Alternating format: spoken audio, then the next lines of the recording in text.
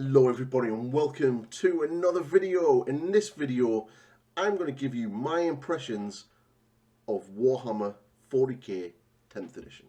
So grab a brew, let's jump in.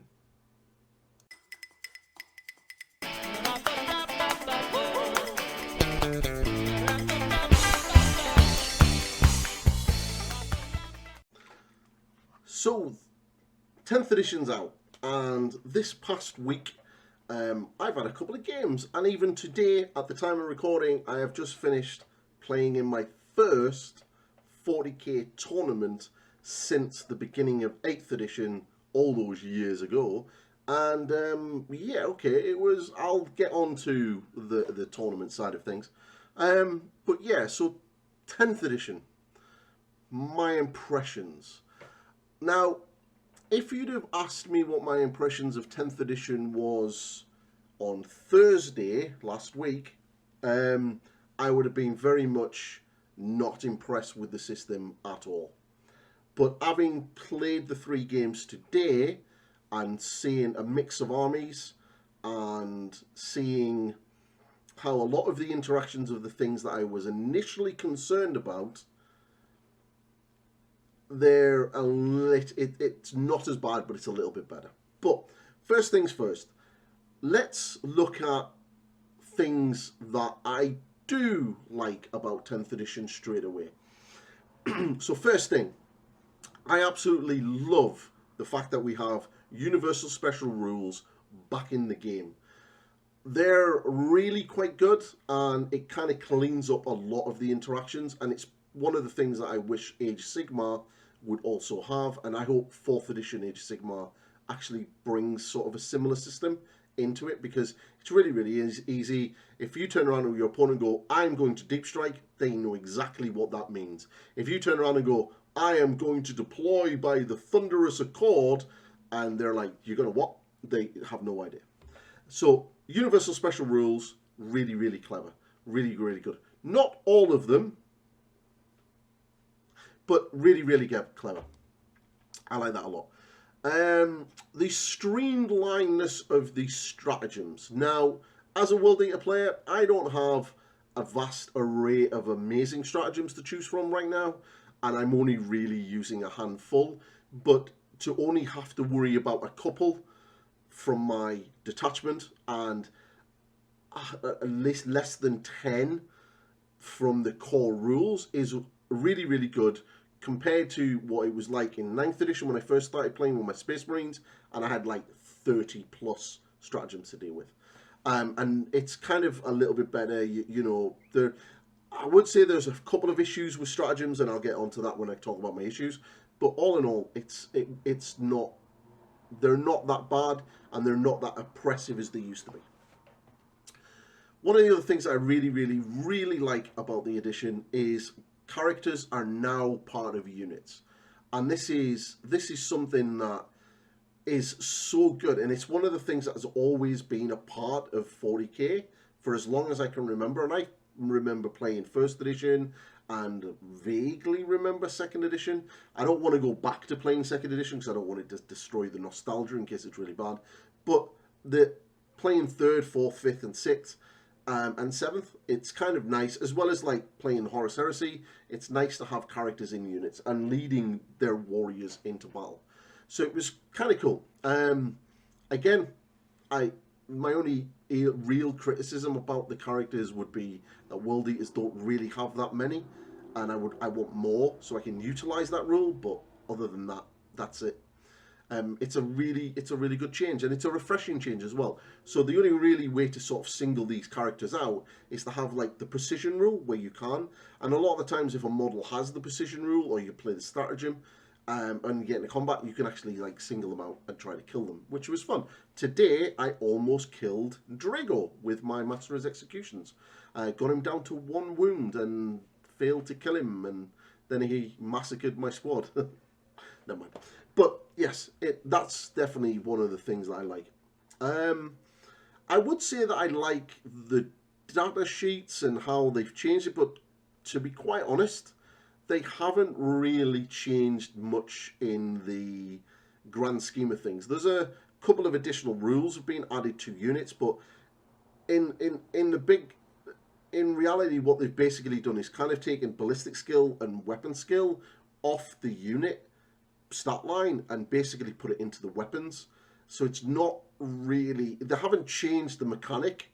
It's kind of just changed like where that information is on the unit. One of the things that I do really quite like actually about the weapon profiles is the fact that a Thunderhammer and a Power Fist no longer have -1 to hit.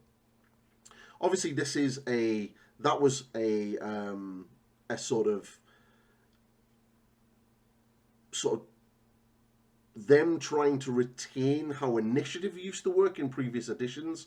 So, like, a Thunderhammer being like -1 to hit was to represent that it was really slow and sluggish. But let's be real. The vast majority of things that are carrying Thunderhammers are encased in power armor.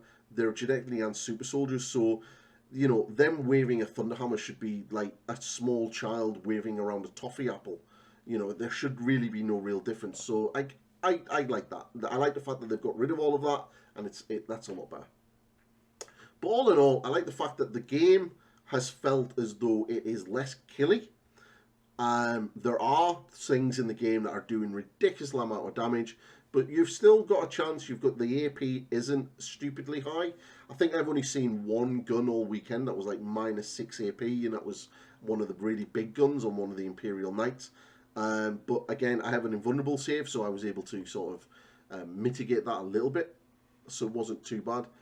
And all in all, it felt quite fast. It felt quite good. I actually understand how the scoring system works, and the deck of cards that you get was quite fun and easy to use. There's even like an app that you can get, and it kind of does it for you, and it was really quite useful.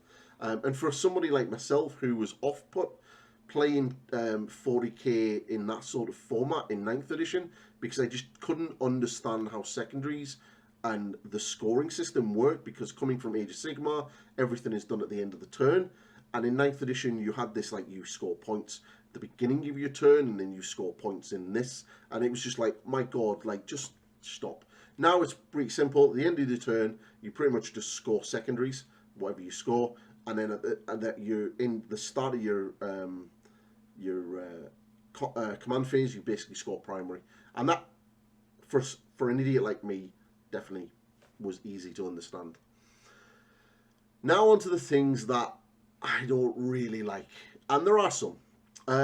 Devastating Wounds is absolutely stupid, and in conjunction with things like anti-tank 2+ or anti-tank 4+ or anti-infantry 4+, the fact of having those keywords trigger critical wounds, which results in devastating wounds, also critting as well, means that like a Stern Guard unit or a unit of Chaos Terminators with combi weapons can shoot at a unit of infantry and get anti-infantry 4+, and any 4+ they roll to wound is triggering the devastating wounds, and that's a lot of mortal wounds coming out.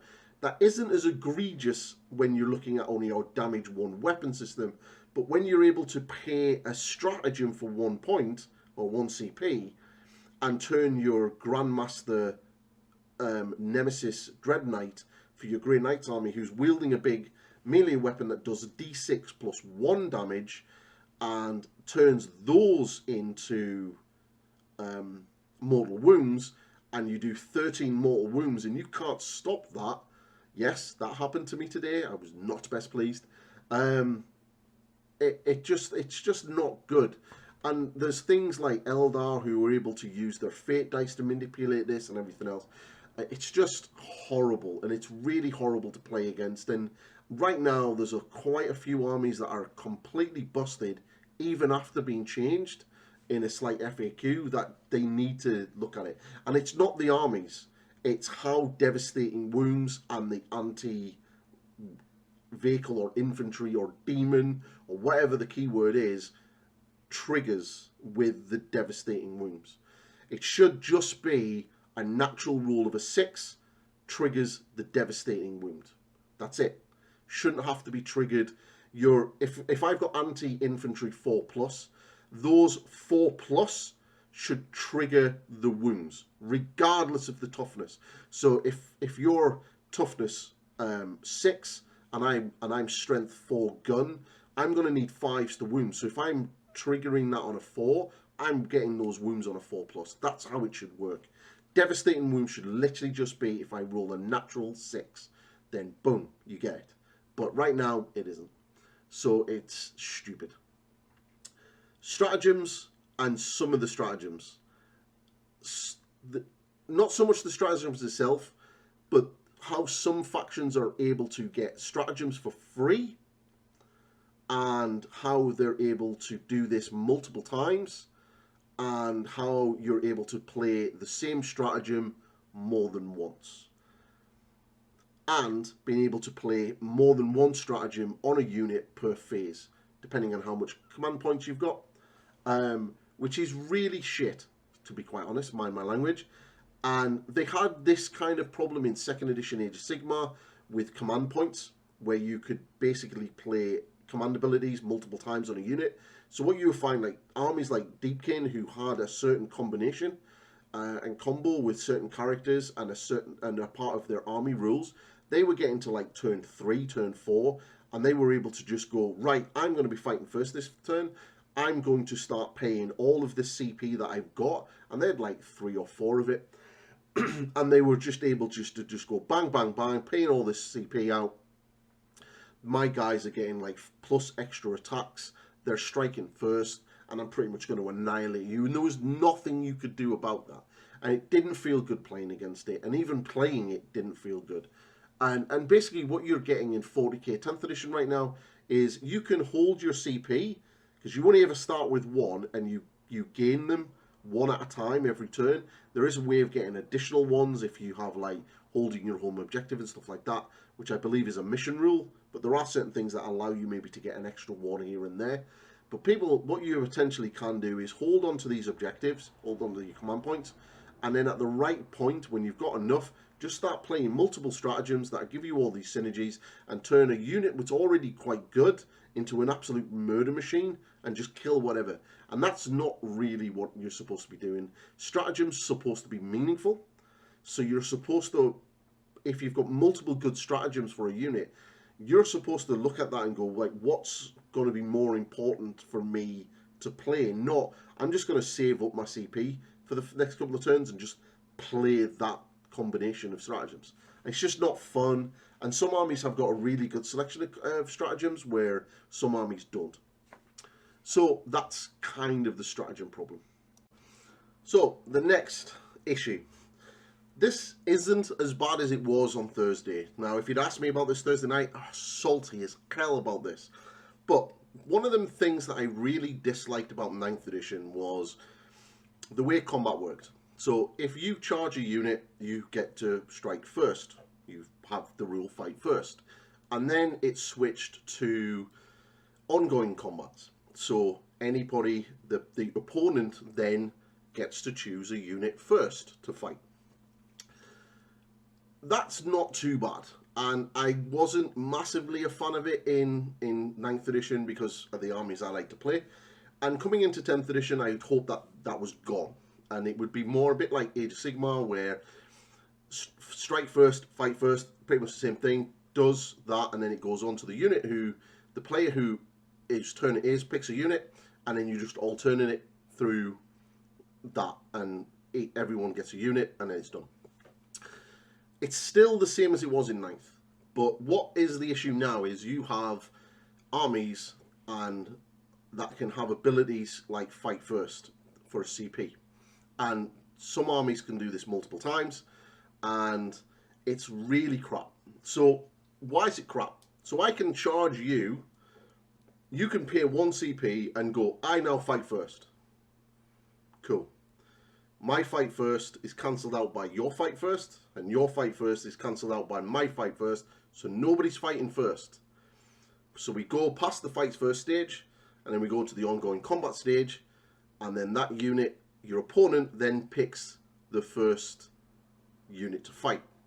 And if it's a really tooled up combat army, combat unit, and you're hoping to get like a real good charge on them and alpha strike them and take them off the board with your really good combat unit, but they're hitting you first.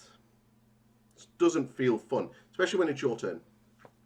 Now, on Thursday, I was really, really salty about this, and really not happy about it at all. And I was like, I didn't like this, and it was really putting me off the edition. But after playing it today, and in the tournament, a couple of times in the Necron game, when I fought the Necrons, it kind of come up, and it kind of was okay. I kind of understood. I was like, okay, I see where this is going. And then when I played against the Imperial Knights in the final round, and that it kind of happened a few times, and there was a couple of times where my characters were saved purely because of this rule. And I was like, okay, I understand why you want me to do this. So initially, I wasn't a massively a fan of the system and how that worked. But it's not the actual rule that how the combat mechanic works. It's the ability for some armies to throw in fights first into the mix that I kind of have an issue with. But all in all, I don't have a massive amount of issues with 10th edition as a whole. One of the things I will say is I don't think it needed indexed. I really don't. And I think them indexing it was a complete scummy thing to do. I don't think they needed to do it.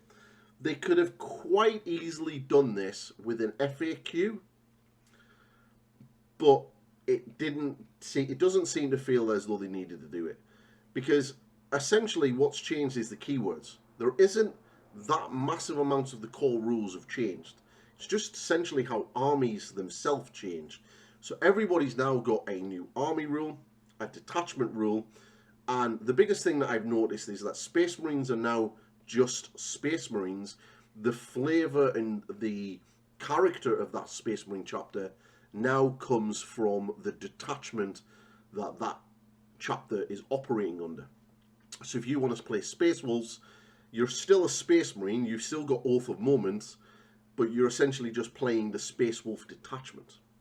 Now, I would say that the one thing that I'm a little bit apprehensive about, and I'm hoping that over time, as we move out of the index period of the edition, that the army structure of how you build an army kind of gets reined in a little bit. Because right now, it's basically, you have to take a character, and you can't have any units the same more than 3 times. Unless it's battle line, and then that's 6. That's literally it, basically. There's no other restrictions or stipulations or anything like that. You're limited to 3 units of that one type of that datasheet, and you have to bring a character. That's it. That's it. And I think, yes, it opens up a lot of army builds, and people are bringing things that they might never really brought, but at a competitive level, it's kind of like everyone's just finding the most busted thing they can and bringing 3 of that and just doing that and kind of not really doing anything else. And I think one of the things that I really like about Age of Sigmar is it has a kind of cool structure. You have to take a maximum of 6 heroes. You have to take 3 battle line units, but you can have as many as you want. You can have no more than 4 monsters and no more than 4 artillery pieces, and a maximum of 3 endless spells. And anything else outside of those restrictions, you can take as much as you want, as long as if you've got 1 character or 1 hero and 3 battle line. You can take as much as other units that are fit outside of that, as much as you want. So you've kind of got those restrictions, but you've kind of got the freedom to do what you want. And I kind of feel that 40k 10th edition needs something like that. Maybe not as restrictive as what Age of Sigmar is, but maybe a little bit more. So maybe you have to take a minimum of 1 character, and you have to take a minimum of 3 battle line units at 2,000 points, 1 for a 1,000 point game, and 4 or 5 at a 3,000 point game, and then you're pretty much open to taking whatever you want, whatever you need, as long as you don't have more than 3 at the same data stream. So I think basically that's what I would do for that. All in all, in summary, I quite like 10th edition. it's interesting. Coming from Age of Sigmar back into 40k, I can see the similarities between the two systems. There are some really good things in 40k that I hope ports over into Age of Sigmar. And all in all, it's not bad. It's not amazing, and it definitely needs quite a few FAQs, especially for some factions right now. And it's going to be the wild, wild west while we're in the index period, 100%. But it's not bad. I had fun today, even getting beat in my first game this morning. And then the last two games were interesting, but also fun. And my last game against the Imperial Knights was an amazing game. So really, really close, and it was so fun to have. And I didn't feel overburdened with trying to work out all my stratagems like I did in 9th. And I didn't feel overwhelmed with trying to remember what my opponent was going to do with all of their stratagems. It was pretty simple of how it worked, and all in all, I enjoyed that. There was less thinking and just more playing and enjoying the game. So if you're not into 40k, give it a go, give it a look. The combat patrol system sounds really fun, and I think a combat patrol would be really good one-day event. Just get your combat patrol box and run it out and have a because you could probably pick like a 5-round tournament in a one-day event with combat patrol, because the games are going to really be really quickly. Really quite like the idea of boarding actions as well, and there's a lot of cool stuff that's in the system, and I can only imagine that it's going to get hopefully better as they release the codexes, and I hope they don't go back on what they were originally going to say and start bringing in stupid amounts of craziness with the codexes.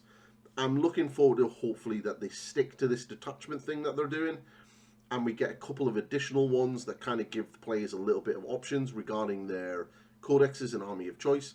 But all in all, I'm pleasantly surprised and kind of happy. So I hope everybody who's jumped into it has enjoyed it, and I hope everybody's liked this video. And if you've got any feedback, comments or anything, drop it in the comments below, and please like, share, subscribe, and I'll catch you in the next one, peeps. Goodbye for now.